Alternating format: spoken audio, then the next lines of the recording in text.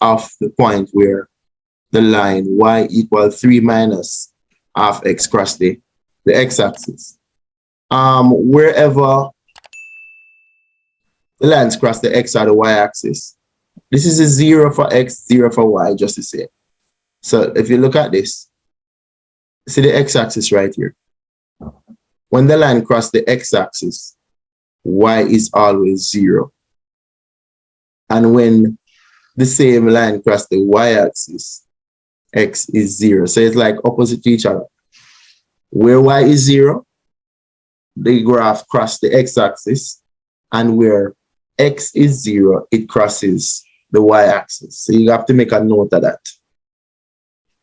Y-intercept is where x is 0. X-intercept is when y is 0. So then if you have this, where you cross the y-axis, you want to, the x-axis, you need to understand this is where y is 0. Think about this. If y is 0 there, how do you solve that to know what x is? That's the same thing. If y is 0, how do you solve that to know what x is? That's all. So it's up to you. It depends on how you work. You are to understand yourself.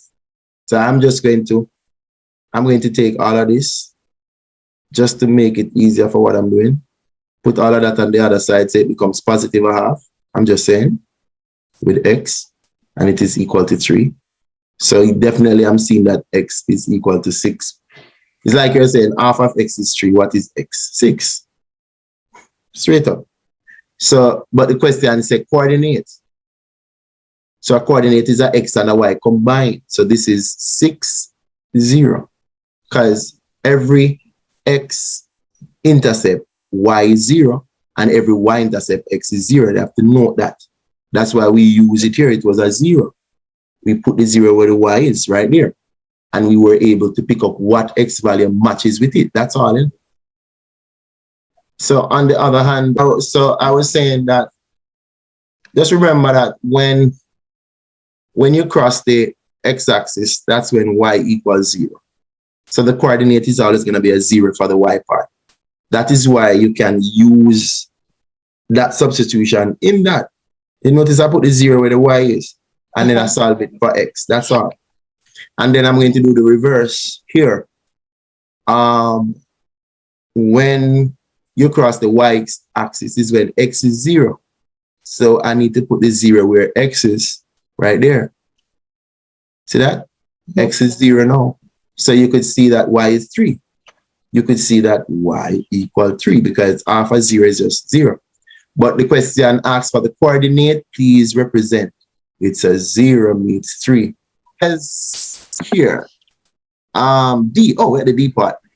On the grid, okay, which is the grid that we have, the quadratic curve that we have, they want us to draw the line. Oh, now you see why they give you those 2 points. Because in order to draw any straight line, all you need is 2 points. And they force us to work out this point and this point. So we could carry these 2 points and draw the line. In other words, we're going to be using 6, 0, plot that, 0, 3, plot that, and just draw a straight line to it. 0, 3 is right here, and 6, 0 is right here. I'm going to draw the line now.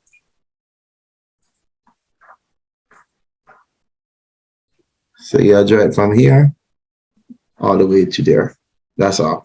The solution is to just simply pick off these key points and right here. Those are the key points you want to pick off. Let's look back at the question. So it says using the graph determine the solution of these and these. So this one is the curve and this one is the straight line. So the solution is actually where they actually meet. You can bring it down and read off the value from your x-axis. That's all. So wherever they meet, again, curve, straight line. This might be your x, that might be your y. You bring down this. That's one solution, an x and a y. That's one.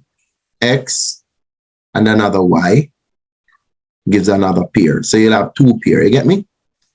Because it's going to happen. Because the solution is going to be a x and a y because it's a simultaneous. But this is a nonlinear. So you have, for example, one solution, Sherman, is right here, the coordinate right there, and the coordinate.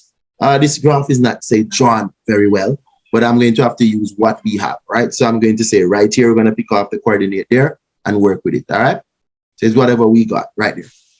So if we look carefully, this is where the 0 meets the 3. So that's, we know that already. So this one solution is 0, 3.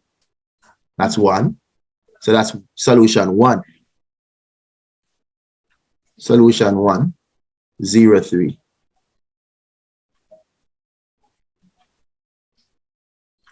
Solution 2 is 5.5 meet. So it's based on the scale. So if this is 1 right here. So this not reach 1 yet. So this is like 0.2, 0.4. Like if you should blow this up, this is looking at 0.2. So this is like 5.5 and a 0.2. Like it's at the first line here. It's like a little 0.2 here. So that point is on the x-axis 5.5 and the y-axis 0.2.